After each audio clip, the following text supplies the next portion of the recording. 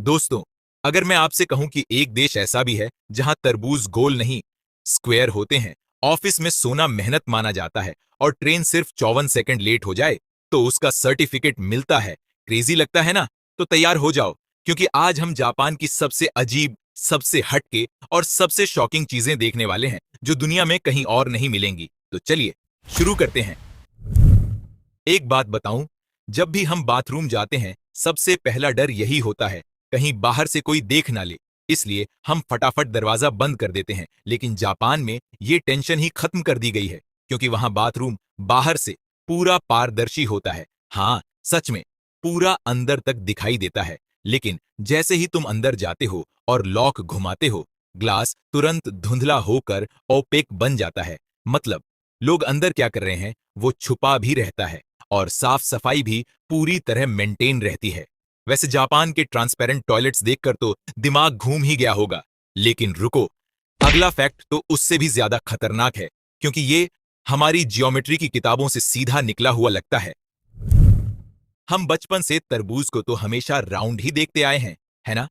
लेकिन जरा सोचो, अगर कोई तुम्हें फ्रिज खोलकर बोले, भाई तरबूज निकालना, वो वाला स्क्वायर वाला, तो कैसा लगेगा? जापान में सच में यही होता है। यहाँ किसान तरबूज को खास क्यूब बॉक्स में ग्रो करते हैं ताकि तरबूज परफेक्ट स्क्वायर शेप में निकले। न सिर्फ ये देखने में रॉयल लगते हैं, बल्कि लोग इन्हें गिफ्ट आइटम की तरह भी देते हैं। इतना प्रीमियम कि कई लोग तो इन्हें खाने की बजाय सीधे शोकेस में सजा कर रख देते हैं। स्क्वायर तरबूज देखकर तो आप सोच रहे होंगे, यार जापान वाले हर चीज को परफेक्ट बनाने में लगे रहते हैं।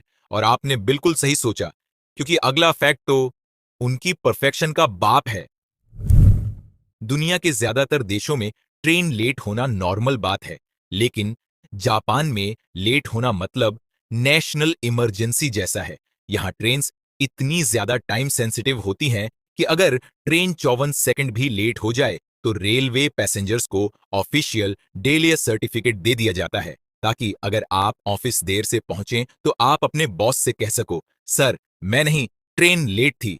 मतलब सोचो, यहां सेकंड्स की भी वैल्यू है, मिनट की तो छोड़ो। अब ट्रेन का 54 सेकंड लेट होना भी एक इश्यू है।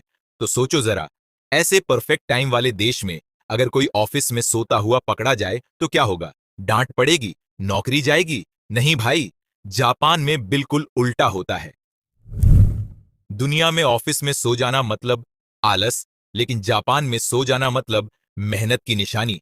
हाँ, यहां लोग काम करते करते इतनी थकान में सो जाते हैं और इसे माना जाता है कि ये इंसान इतना डेडिकेटेड है कि थक कर यहीं गिर गया। इस कल्चर को कहते हैं इनिमुरी, जिसका मतलब है काम के बीच में थोड़ी देर की नींद। और मजे की बात, कई बॉसेस इसे पॉजिटिव मानते हैं। अब देखो, जहां एक तरफ जापान में ऑफिस में सो जाना भी मेहनत की निशानी माना जाता है, वहीं दूसरी तरफ कुछ चीजों को लेकर ये लोग इतने ज्यादा सेंसिटिव होते हैं कि तुम सुनकर हैरान रह जाओगे। जैसे एक नंबर। हाँ, सिर्फ एक नंबर। जापान में नंबर 4 को बेहद अशुभ माना जाता है, इतना कि लोग इसे बोलने तक से डरते हैं, क्योंकि जापानी भाषा में 4 का उच्चारण मौत वाले शब्द जैसा लगता है। इसीलिए कई हॉस्पिटल्स, होटल्स, अपार्टमेंट्स सीधे 4th फ्लोर को छोड़ देते हैं। लिफ्ट में उसके लिए बटन तक नहीं होता। कुछ जगह तो कमरे का नंबर 4 देना भी बहुत बैड लक माना जाता है। मतलब सोचो, एक नंबर ने पूरा देश हिला रखा है। अब देखो, एक तरफ जापान वाले नंबर 4 से इतना डरते हैं कि फ्लोर और कमरा तक बदल देते हैं, लेकिन दूसरी तरफ ये लोग ऐसी चीजें भी बनाते हैं जिन्हें देखकर दिमाग बोलता है, ये असली है या आंखें धोखा दे रही हैं। और अगला फैक्ट तो लिटरली आंखों को बेवकूफ बना देता है। मान लो आप जापान में किसी रेस्टोरेंट के बाहर गए और शीशे के पीछे super tasty noodles, dumplings, ramen सजे दिखे। लगता है बस यही खाना चाहिए, लेकिन पास जाकर पता चलता है ये सब असली है ही नहीं। जापान में रेस्टोरेंट बाहर प्लास्टिक फूड आर्ट रखते हैं। प्लास्टिक और रेजिन से बना इतना रियलिस्टिक खाना कि ग्रेवी की चमक, नूडल्स की शाइन और आइसक्रीम की मेल्ट तक बिल्कुल कॉपी होती है। और मजेदार बात, कई बार ये नकली खाना असली खाने से भी ज्यादा महंगा पड़ जाता है, लेकिन रेस्टोरेंट इसे इसीलिए लगाते हैं ताकि कस्टमर देखकर ही समझ जाए कि अंदर मिलने वाला खाना कैसा दिखेगा। और जब बात जापान की अजीब खाने पीने वाली चीजों की हो ही रही है, जहां बाहर रखा नकली खाना असली से भी महंगा होता है, वहीं अंदर मिलती है एक और दिमाग हिला देने वाली चीज। हाँ, आपने सही सुना। जापान में मेयोनीज फ्लेवर की आइसक्रीम मिलती है। सोचो, जहां दुनिया चॉकलेट, वनीला और मैंगो पर अटकी है, जापान ने कहा, नहीं भाई, हम तो आइसक्रीम में मेयोनेज डालेंगे। ये आइसक्रीम थोड़ी टैंगी, थोड़ी क्रीमी और काफी वियर्ड होती है, लेकिन वहां के लोग इसे बिल्कुल नॉर्मल की तरह एंजॉय करते हैं। मेयोनीज आइसक्रीम सुनकर लगा होगा, बस इससे अजीब तो कुछ हो ही नहीं सकता। लेकिन रुकिए, रुको जरा, सबर करो। जापान ने कहा, आइसक्रीम में मेयो खा लिए, अब कुछ और क्रेजी ट्राई करो। और फिर आया ये अगला दिमाग हिला देने वाला फैक्ट। हम सब नूडल्स खाते हैं, कुछ लोग स्लर्प करते हैं, कुछ स्पाइसी चैलेंज लेते हैं, लेकिन जापान साहब, वहां लोग नूडल खाते नहीं, नूडल्स में नहाते हैं। मैं मजाक नहीं कर रहा हूं, हाँ बिल्कुल सच। जापान में ऐसे स्पा हैं जहां लोग गरम गरम रामेन नूडल वाले पानी में नहाते हैं। रामेन ब्रॉथ में मौजूद कोलेजन स्किन के लिए अच्छा माना जाता है, इसीलिए लोग लिटरली नूडल बाथ लेकर रिलैक्स करते हैं। दुनिया वाले नूडल खाते हैं और जापान वाले नूडल में नहाते हैं। जब एक देश में लोग नूडल्स में नहा सकते हैं, तो अब सोचो वहां पेट्स के लिए क्या क्या होगा। जापान की अगली अजीब बात इतनी क्यूट और इतनी अलग है कि सुनकर आपको लगेगा, भाई ये इंसानों से ज्यादा डॉग्स को पैम्पर करते हैं।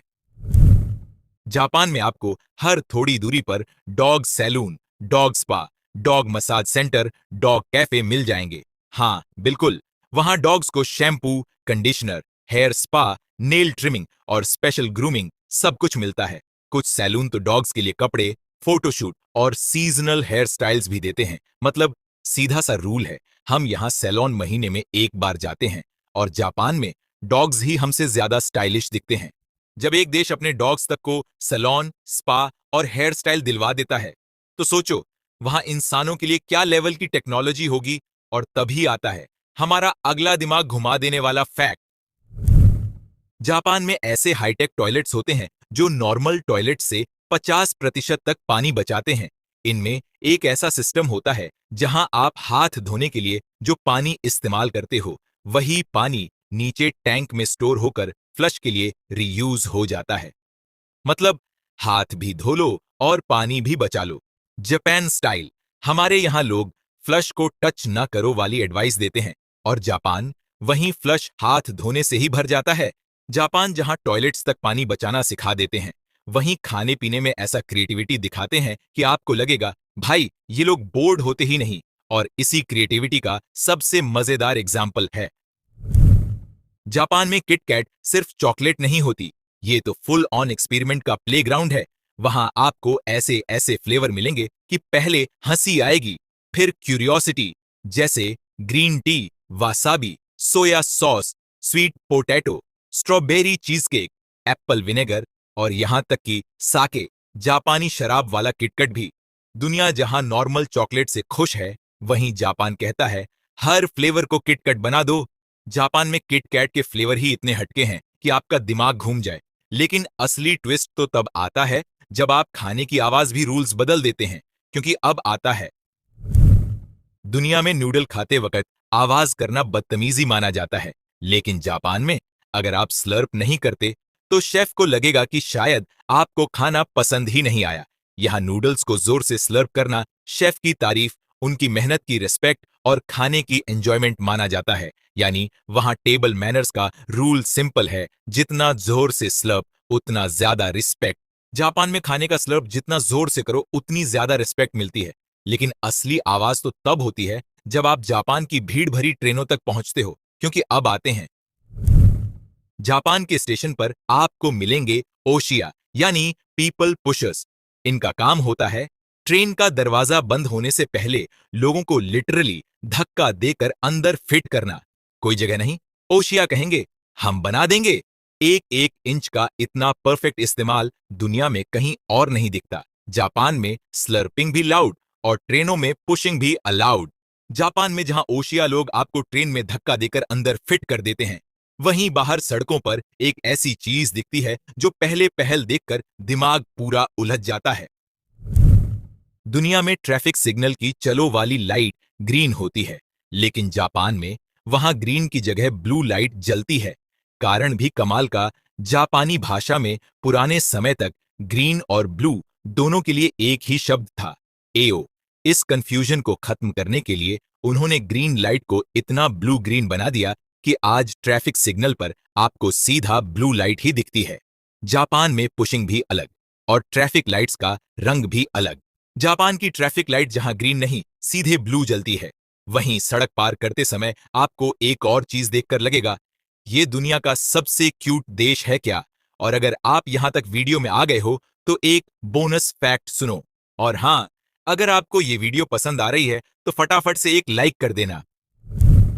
दुनिया में पेडेस्ट्रियन सिग्नल पर हमेशा इंसान की आकृति जलती है, लेकिन जापान में वहां इंसान नहीं, एक क्यूट सा बनी कैरेक्टर जलता है जिसका नाम है मिफी। जब लाइट हरी मतलब नीली होती है तो इंसान नहीं, खरगोश चलता हुआ दिखता है। इतना अडोरेबल पेडेस्ट्रियन सिग्नल दुनिया में और कहीं नहीं मिलता। जापान में ट्रेन्स अलग, लाइट्स अलग और अब तो सिग्नल्स भी सुपर क्यूट। जापान में जहां पेडेस्ट्रियन सिग्नल तक खरगोश मिफी बना दिया जाता है, वहीं रेस्टोरेंट्स में एक ऐसी चीज होती है जो आपको अंदर से कहने पर मजबूर कर देगी, यार ये देश कितना केयरिंग है। अब आता है आज का आखिरी फैक्ट। अगर आप जापान में अकेले खाना खाने जाएं और आपको अकेलापन अच्छा न लगे, तो कई रेस्टोरेंट्स आपको एक स्टफ्ड टॉय या बड़ा सा कार्टून डॉल दे देते हैं जो आपके सामने वाली सीट पर बैठ जाता है, ताकि आप अकेले महसूस न करें और आपका खाना थोड़ा और वार्म, थोड़ा और कंफर्टिंग लगे। दुनिया में लोग अकेले खाते हैं, लेकिन जापान अकेला भी हो फिर भी अकेला नहीं लगने देता। तो दोस्तों, ये थे जापान के वो अनोखे फैक्ट्स जो दुनिया में कहीं और देखने को नहीं मिलते। अगर वीडियो पसंद आए तो लाइक कर देना और इसी तरह की अमेजिंग जानकारियों के लिए चैनल को सब्सक्राइब भी कर देना। मैं मिलता हूं अगली वीडियो में, तब तक के लिए बाय बाय।